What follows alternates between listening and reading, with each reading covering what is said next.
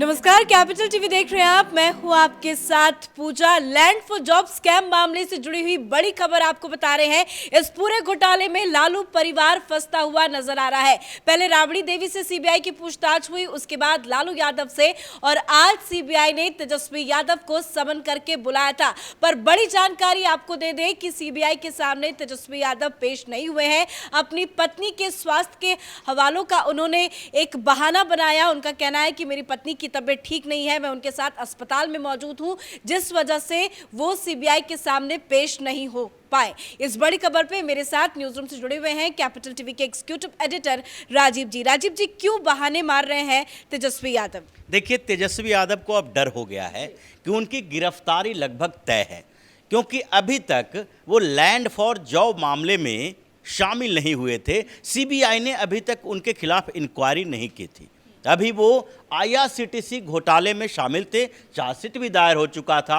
CBI ने उनके bell cancel करने के लिए अपील भी की थी। कोर्ट से कहा था कि ये बाहर में रहकर गवाहों को धमकी दे रहे हैं, प्रशासन के साथ मिलकर उन गवाहों को टारगेट कर रहे हैं, इसीलिए इनका बेल कैंसिल होना चाहिए। उसी समय से ये डरे हुए थे और अब इनका डर जायज है, क्योंकि इनके घर पर जो छापेमारी हुई है उसमें कई ऐसे सबूत मिले हैं जो दिखा रहा है कि तेजस्वी यादव भी लैंड फॉर जॉब मामले में पूरी तरीके से इन्वॉल्व थे। लेकिन ये समन दूसरी बार उनको दिया गया। इसके पहले भी जनवरी में एक समन किया गया था। क्यों बार बार वो डिनाई कर रहे हैं? क्योंकि बड़ी खबर अभी ये भी सामने आ रही है कि सीबीआई के 2 अधिकारी उनको देखने के लिए पहुंचे कि वाकई वो जो बहाना बना रहे हैं वो सच है या झूठ है। देखिए, ये तो साफ तौर पर दिख रहा है कि ये बहाना बना रहे हैं। जनवरी में समन भेजा गया था, 4 फरवरी को उनको अपीयर होना था सीबीआई के सामने, जिसमें पूछताछ की जानी थी। उसके बाद उन्होंने बहाना बनाया कि पार्टी संबंधित कामों में,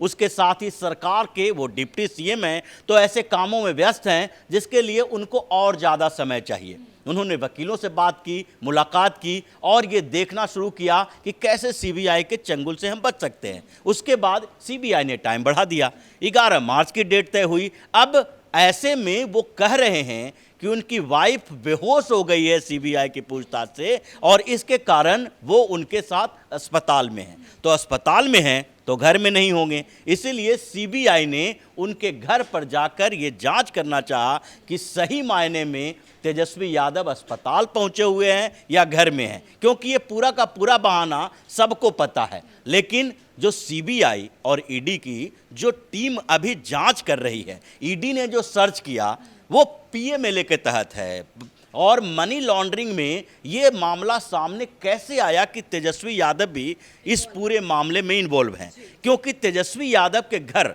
न्यू फ्रेंड्स कॉलोनी के ऊपर छापेमारी की गई। वहाँ से कुछ सबूत मिले कि तेजस्वी यादव जिस घर का उपयोग कर रहे हैं वो तो घोटाले के पैसे से बना है। वहाँ पर वो रजिस्ट्रेशन ही था एके इंफो सिस्टम प्राइवेट लिमिटेड के नाम से।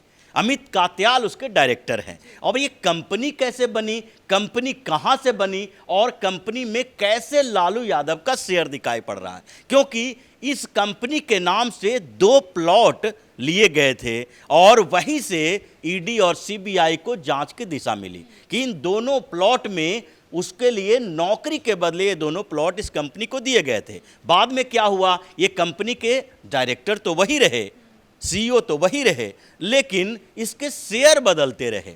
जब अमित कात्याल से पूछताछ की गई तो पता चला कि इसके शेयर जो हैं बाद में राबड़ी देवी, चंदा यादव, रागनी यादव के नाम हो गया है ट्रांसफ़र। उस रागनी और चंदा यादव को जो ट्रांसफ़र हुए थे शेयर, उसमें भी ये घपला है, क्योंकि ये सारे के सारे लोगों ने इस कंपनी के नाम से एक मकान बनाया, उसे दफ्तर बनाया और उसका इस्तेमाल रेसिडेंशियल प्लॉट के तौर पर तेजस्वी यादव कर रहे हैं। यानी कि ये पूरा का पूरा पैसा और बिल्डिंग तेजस्वी यादव का है, न कि रागनी या चंदा यादव का। और उसी तरीके से जब राबड़ी देवी का इसमें शेयर है और बोर्ड ऑफ डायरेक्टर में राबड़ी देवी का नाम है, तो उसके बाद ये पूरी तरह से पता चल गया कि तेजस्वी यादव से पूछताछ होनी चाहिए। उन्हें बताना पड़ेगा कि ये जो मकान आपको एक कंपनी के नाम से रजिस्टर्ड है वो रहने के लिए दिया गया है, तो आपने इसके लिए कितना रेंट दिया या फिर आप ही का है। परिवार की प्रॉपर्टी है, क्योंकि उसका रजिस्ट्रेशन, उसका लेन देन तो है कंपनी के नाम से। तो ये सारा का सारा मामला अब पूरी तरीके से साफ हो गया है। बीजेपी यही सवाल पूछ रही है प्रेस कॉन्फ्रेंस करके कि लालू परिवार के पास इतने करोड़ों की संपत्ति कहां से आई, क्या करते हैं ये सब? देखिए, लालू परिवार के पास तो चारा घोटाले के समय में ही पता चला था, जब इनके ऊपर छापेमारी हुई, पटना में बड़े बड़े बिल्डिंग पाए गए, तो उस समय भी इन्होंने कहा था कि हम दूध का कारोबार करते हैं। लालू यादव के घर से, यानी कि राबड़ी देवी के घर से, ससुराल से लालू यादव को कुछ भैंसें मिली थी, उससे ये इन्होंने इतना बड़ा डेयरी का कारोबार कर लिया कि सैकड़ों करोड़ की संपत्ति हो गई। अब तो ये केस साफ तौर पर दिखाई पड़ रहा है, क्योंकि एक मामला नहीं है। अब हेमा यादव के नाम से जो जमीन है, वो जमीन हृदय नारायण चौधरी ने और हृदयानंद चौधरी ने वो जमीन हेमा यादव को कैसे दिया कि वो मेरी मुंहबोली बहन है, उसको एक जमीन गिफ्ट करते हैं, प्लॉट गिफ्ट करते हैं, जिसकी कीमत उस समय मात्र 7.5 लाख रुपए रखी गई। यानी 7.5 लाख रुपए की जमीन अगर कोई बड़ा आदमी गिफ्ट कर रहा है तो ये बड़ी खबर नहीं बनती है, बड़ी बात नहीं है। लेकिन जब उसी जमीन को बेचा गया तो वो जमीन की कीमत जो थी वो 3.5 करोड़ रुपए थी। यानी जमीन की ओरिजिनल कीमत करोड़ों में थी, जिसको लाखों में बेचा गया और उसको गिफ्ट करके दिया गया। ये सारा का सारा खेल लालू यादव के सारे परिवार के लोगों के नाम पर किया जा रहा था और उसमें लालू की भूमिका थी। तो अभी 3 मामले चल रहे हैं लालू परिवार के ऊपर। एक लैंड फॉर जॉब का, दूसरा IRCTC घोटाले का, जिसमें पुरी के 2 होटल रेंट पर दिए गए, IRCTC के लिए कैंटरिंग की व्यवस्था की गई और उसमें एक कंपनी बनाई गई।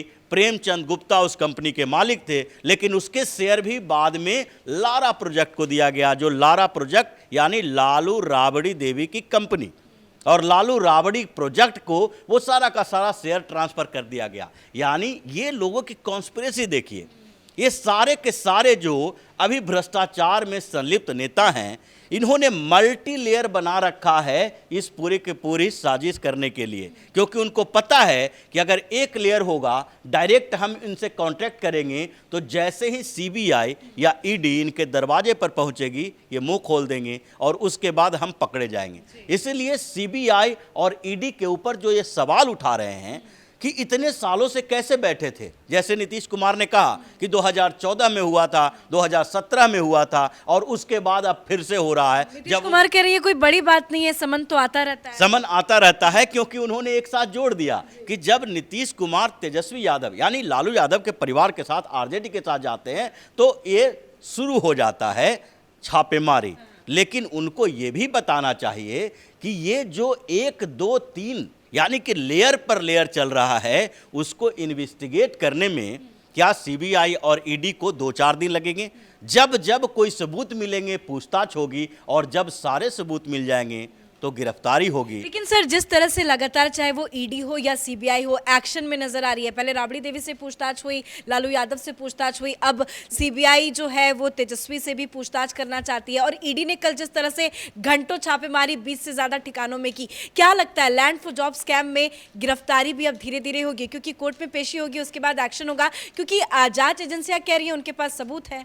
देखिए, अब तो गिरफ्तारी का समय आ गया, क्योंकि ये लास्ट इंक्वायरी का फेज है। ED के पास भी सारे सबूत हैं और CBI के पास भी सबूत हैं। ED ने जो ये सर्च वारंट जारी किया, उसके बाद छापेमारी की, अब ये सारे सबूत जो मीडिया तक पहुंच गए हैं, उससे भी ज़्यादा सबूत उसके पास है, क्योंकि ED ने बता दिया, अपने चार्जशीट में भी दायर की जो है उसमें भी बताया है कि ये किस कंपनी के थ्रू इन लोगों ने ज़मीन ली, कहाँ पर, हेमा यादव का, रागनी यादव का, या चंदा यादव का, लालू यादव या राबड़ी देवी का, ये सारे के सारा इन्वॉल्वमेंट कैसे कैसे हुआ। क्योंकि इससे पहले जब इसी स्कैम में भोला यादव के घर पे छापेमारी हुई थी तो वहाँ भी एक डायरी मिली थी, उस डायरी के एंट्री के आधार पर इन लोगों ने आगे इन्वेस्टिगेशन शुरू किया, और इसके बाद धीरे धीरे परत दर परत खुलता गया कि कैसे लालू का पूरा परिवार इसमें इन्वॉल्व है। पूरा परिवार इन्वॉल्व है, तो क्या एक साथ पूरे परिवार जेल में नजर आएंगे? लगता तो यही है, लेकिन अभी नंबर तेजस्वी यादव के है, क्योंकि तेजस्वी यादव ने अपने दूसरे कामों से भी इन्फ्लुएंस किया है और पॉलिटिकली एक्टिव हैं। तो ऐसे में इनके ऊपर ये कहा जाता है कि रागिनी यादव, चंदा यादव, इन लोगों का इस्तेमाल तेजस्वी यादव की प्रॉपर्टी बढ़ाने के लिए किया गया है। और लालू यादव और राबड़ी देवी, ये दोनों जो अपने नाम से प्रॉपर्टी किए हैं, वो भी कहीं ना कहीं तेजस्वी की ही है। तो इस तभी जांच से बच रहे हैं, लेकिन कब तक बचेंगे? एक ना एक दिन तो पेश होना ही देखिए, अब तो सीबीआई उसके दरवाजे पर पहुंच गई है। एक बार बहाना बनाएंगे, दो बार बहाना बनाएंगे, जैसे मनीष सिसोदिया बनाते रहे, जैसे महाराष्ट्र में अनिल देशमुख, संजय राउत, अनिल परब, ये सारे के सारे बनाते रहे। लेकिन बहाना कब तक चलेगा? आपको पेश होना होगा, जवाब देना होगा, और जवाब देने के बाद गिरफ्तारी भी होगी। धन्यवाद जानकारी के लिए। बात सही है कि आप बहाना कब तक बनाएंगे, क्योंकि सीबीआई ने आज दूसरी बार समन करके बुलाया था, पर आज एक बार फिर से तेजस्वी यादव की तरफ से ये बहाना मार दिया गया कि मेरी पत्नी की तबीयत ठीक नहीं है, मैं उनके साथ अस्पताल में मौजूद हूं, जिस वजह से वो आज सीबीआई के सामने पेश नहीं हो सकते। लेकिन लैंड फॉर जॉब स्कैम मामले में जिस तरह से जांच एजेंसियां एक्शन मोड में नजर आ रही है, कल एक साथ 20 से ज्यादा ठिकानों पर अलग अलग जगहों पर छापेमारी की गई, जहां से कई चीजें भी मिली है और कई सबूत भी जांच एजेंसियों को मिले हैं, जिसके आधार पे ये बताया जा रहा है कि तभी जांच एजेंसियां एक्शन मोड में है और जल्द से जल्द, चाहे वो तेजस्वी यादव हो, लालू यादव हो, राबड़ी देवी हो, इन सभी के खिलाफ एक बड़ा एक्शन लिया जाएगा। इस बड़ी खबर में मेरे साथ फिलहाल इतना ही। कैमरा पर्सन भोला के साथ मैं पूजा, कैपिटल टीवी।